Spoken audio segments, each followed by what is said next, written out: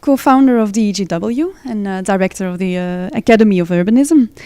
John, with DEGW you have built up a remarkable experience of making places and spaces work. How do you apply this knowledge to a city hall? And what do you think makes a great civic space?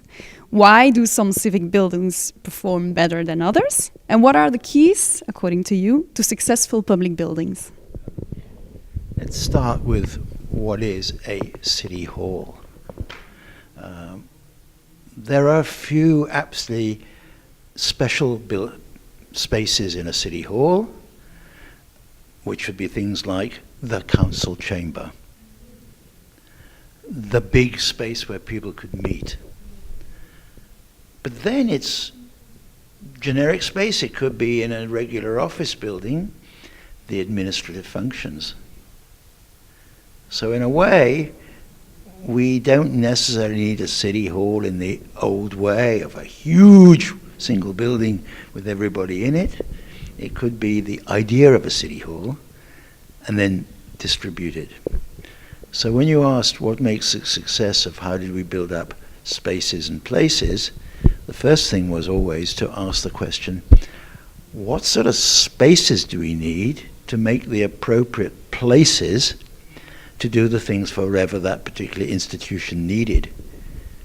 And in a sense of a city, as an institution, you've got to ask for every type of city, what does it really need? So in many cities, they've distributed it. They've got neighborhoods, centers, which is where the real civic society is taking place, and quite a small thing as the core in the center. Could be just the old 14th century building, and the rest is just in other people's buildings. You rent. So that would be a start. Your second question, you need to remind me. Why do some civic buildings perform better than others? And what are the keys to successful? Well, of course, I just said, why do the buildings, let's be concerned about that.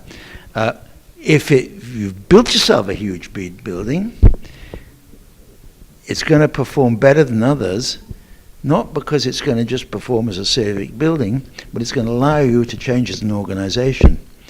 So I would guess that a building which had been incredibly precisely built around that city organizational structure at that moment in time will not be a very good building over 40 or 50 years because it can't adapt.